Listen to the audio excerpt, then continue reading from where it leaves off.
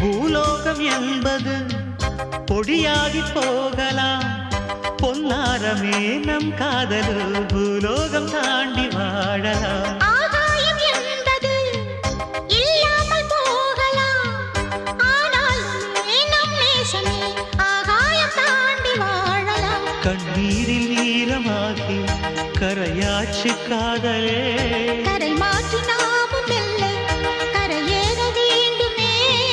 நாளை வரும் காலம் நம்மை கொண்டாடுமே.